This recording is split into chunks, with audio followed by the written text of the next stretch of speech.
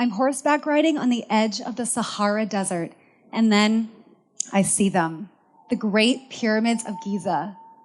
I'm in Egypt, my 20th country. I'm snorkeling behind a 100-year-old sea turtle among the most colorful coral on the planet. I'm in the Galapagos, Ecuador, my 30th country. I'm watching the summer sun set between the fjords, somewhere in the Arctic Circle, getting ready to watch the Northern Lights. I'm in Norway, my 40th country. I'm in Zimbabwe, 45, Montenegro, 50, Israel, 55. I am living the dream, the digital nomad dream. I'm making money from my laptop, and I have ultimate freedom. I'm standing on the longest and whitest stretch of sand I have ever seen.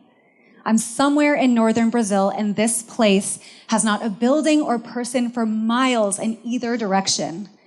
This place is so remote. This place is so remote. What am I doing here? I bet if I stand on the edge of the shore, and I screamed, nobody would even hear me. I let out the loudest and longest scream I possibly can, and I fall to my knees, sobbing. I am so alone. I'm 10 years old. I'm standing on the pink rug of my childhood bedroom, the space where so many unhappy memories were formed. My dad is in the way of the door, fuming, and my little sister is behind me in fight or flight. Both of you just stop. Can't you see that you can't resolve this if you're fighting like this? You have to take turns. Okay, you go first. You promise you not won't interrupt. Eventually, I did help resolve this conflict.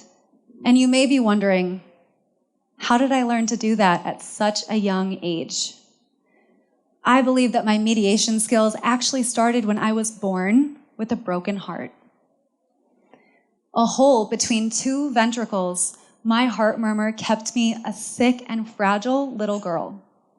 I simply did not have the energy to talk back or fight in the fights that were happening so often in my classically dysfunctional family. Instead, I learned to become the witnesser, just taking it all in, becoming hypervigilant of other people's emotions and putting mine to the side. After all, my own sadness and anger would only result in more chaos. Not to mention, I get love and validation from my parents when I'm peaceful and mature. I was very young when I decided that I was my family peacekeeper. And while I was proud of my abilities to hold this role for my family, the burden of it weighed heavy on my little shoulders. I'm peering over the edge of a beautiful, massive canyon. I'm somewhere in South Dakota on a 3-week camping trip with my middle school. This is the first time that I am away from home, away from my self-appointed peacekeeper responsibilities, and it feels so good. No fights to get into the middle of, no conflicts to manage, just me. I feel free right there on the edge of that canyon at the ripe age of 13. I become obsessed with the idea of traveling. I'm 20 years old, and my head is strapped to the stretcher. I'm staring at the ceiling of the ambulance, and I'm praying to God that it's not that serious. But deep down, I know that something is very wrong. After all, it's been 3 days since I drunkenly dove into a swimming pool and hit my head on the bottom, and I haven't been able to turn my head at all ever since. At the hospital, the doctor leans over my stretched body and tells me the news. Krista, the MRI shows that your vertebrae is fractured in 2 places, and Does this mean I can't study abroad? My flight leaves next week. Krista, no, your neck is broken.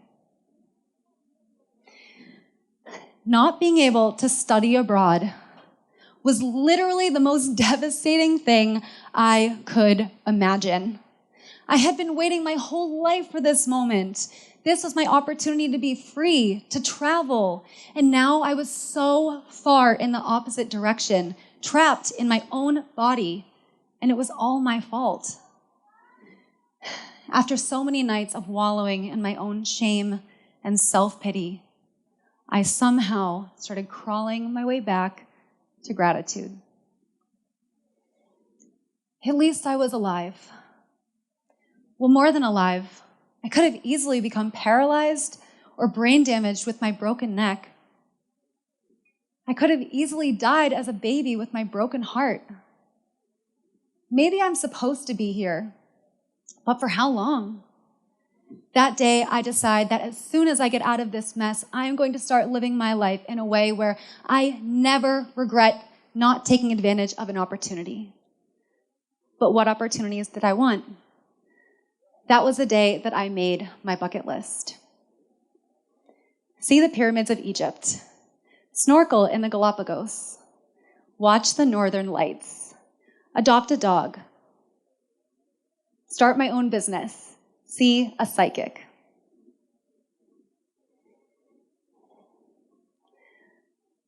I'm 30 years old, and I sit down in Daniel the psychic's office in Lisbon. I tell him I want to talk about where I should travel next, and he challenges me. Why are you really here? What? Krista, I sense a deep, deep sadness in you. But I bet you don't even know that it's there because you've been living with it your whole life. But when I snap my fingers, I'm going to take it away just so you can feel what it's like to not have it. Suddenly, this lightness enters my body. I can barely concentrate on what Daniel is saying, but it's something about boundaries, people-pleasing, empathy. What? Was he right? And when I snap my fingers, I'm going to give it back. Wait, but why do you have to?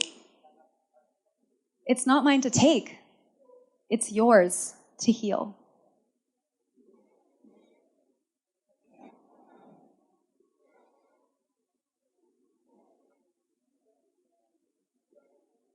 I'm sitting in the lobby of my guest house in Sri Lanka.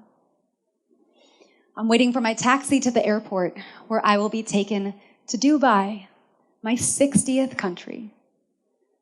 My phone pings with an urgent notification. Coronavirus cases are rising rapidly, and Americans abroad are advised to return home immediately or risk not returning home at all. Home? For the past few years, my home has been my suitcase. What do they want me to do? Fly all the way back to the United States, risk getting this deadly virus, and then what, crash with one of my parents? That is not the freedom life that I signed up for. And then I'm reminded of the loneliest day of my life, screaming on the beach in northern Brazil.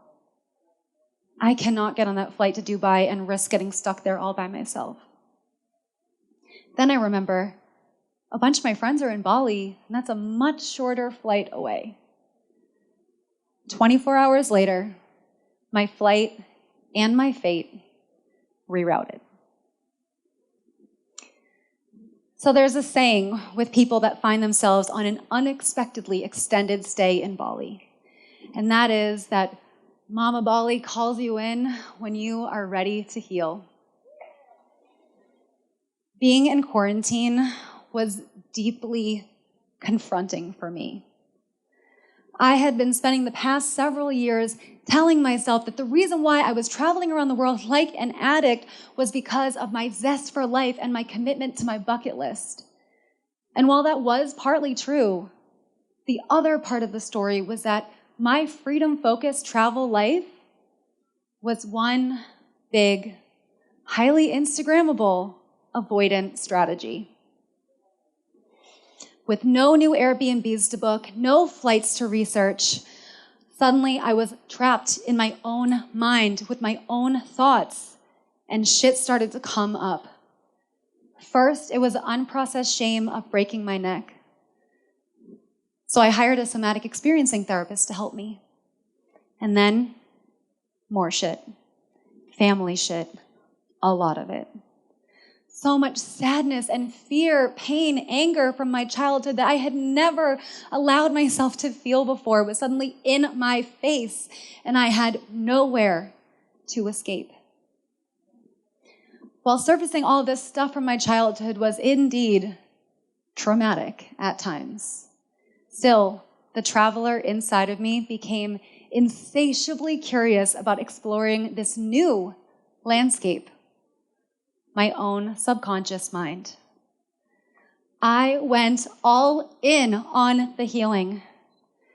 Breathwork, yoga, meditation, dozens of self-help books, women's circles, plant medicine ceremonies, psychedelic exploration, 5 shadow work coaches. But do you know what? Doing all this work worked. I started really feeling my feelings, setting boundaries, loving myself in a whole new way that I never knew was possible, having really deep, meaningful, and taboo conversations with my family members. When the borders to Bali lifted, I didn't feel the need to travel. Instead, I leaned in. I signed a lease. I adopted a dog. I scaled my own business. My digital nomad coaching business, that is. Yes, today I help people from all around the world create their own profitable online businesses so they can travel the world and have ultimate freedom just like I do. But I make sure that my clients also explore their subconscious landscapes. We explore the reasons why they've been held back from their dream lives and why they want them in the first place. Because there's just no need for anyone to travel around the world like an addict to 60 countries just to find out what I now know. External freedom is nothing without internal freedom. Thank you.